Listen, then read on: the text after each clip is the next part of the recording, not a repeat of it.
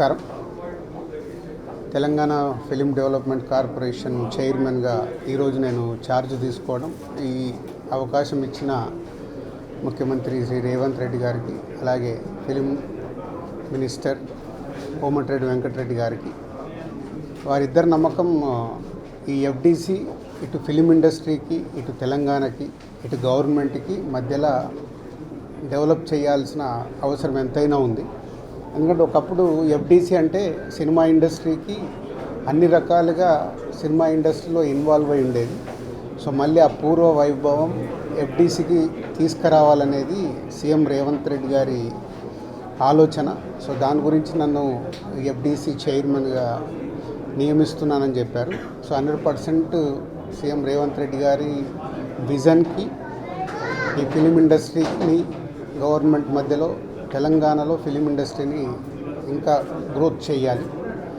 అలాగే తెలంగాణ ఇంతకుముందు తెలంగాణ తెలుగు సినిమాలకి, అలాగే ఇప్పుడు స్టేట్స్ సపరేట్ అయిన తర్వాత తెలంగాణలో తీసే సినిమాలకి ఎంకరేజ్ చేస్తూ ఈ సంస్కృతి, తెలంగాణ సంస్కృతిలో సినిమాలు వచ్చేలాగా ప్రయత్నం చేస్తూ తెలంగాణలో ఫిలిం ఇండస్ట్రీని గ్రో చేయాలి.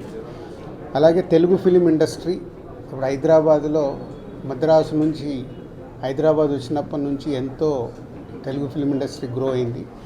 ఆ గ్రోత్ ఇంకా పెరిగేలాగా ఇండియన్ ఫిలిం ఇండస్ట్రీని కూడా హైదరాబాద్లో ఎన్నో షూటింగ్లు జరుగుతున్నాయి ఆల్ లాంగ్వేజెస్లో, అది ఇంకా గ్రోత్ అయ్యేలాగా ఈ ఫిలిం ఇండస్ట్రీకి హైదరాబాద్ బేస్డ్గా ఇండియన్ ఫిలిమ్స్ గ్రో అయ్యేలాగా చేయాలి.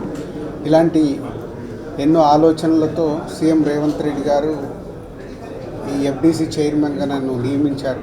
సో ఫిలిం ఇండస్ట్రీలో ఇటు Telugu film chamber of commerce కానీ, అలాగే Telangana film chamber of commerce కానీ, ఫిలిం ఇండస్ట్రీకి కావాల్సినవి గవర్నమెంట్ నుంచి ఏమేమి పనులు చేపియాలి, ఏమేమి చేయాలని ఎఫ్డిసి వారధిగా ఉంటూ అటు ఫిలిం ఇండస్ట్రీకి, ఇటు గవర్నమెంట్కి, ఇటు ఫిలిం ఇండస్ట్రీ అంటే ఇక్కడ తెలంగాణలో ఉన్న ఎగ్జిబిటర్స్ వాళ్ళకి ఎన్నో సమస్యలు ఉన్నాయని చెప్తున్నారు. సో గవర్నమెంట్తో మాట్లాడేవి సాల్వ్ చేయాలి. అలాగే ప్రొడ్యూసర్స్ ఎప్పుడు హైదరాబాద్లో షూటింగ్ జరుగుతున్నప్పుడు మాకు సింగిల్ విండో షూటింగ్లు జరిగేలాగా ఇమ్మీడియట్లీ పర్మిషన్స్ వచ్చేలాగా ఎప్పుడు మాకు ఛాంబర్లో డిస్కషన్ జరుగుతాయి. ఇవి ఆల్రెడీ వాళ్ళు అడిగిన ఈ పాయింట్స్ అన్నీ ఇమ్మీడియట్గా గవర్నమెంట్ దృష్టికి తీసుకెళ్ళి అన్నిటినీ స్మూత్ చేసి అందరికీ ఈ ఎఫ్డిసి అటు ఫిలిం ఇండస్ట్రీకి, ఇటు గవర్నమెంట్ మధ్యలో తెలంగాణలో గ్రో చేయడానికి ప్రయత్నం చేస్తాం.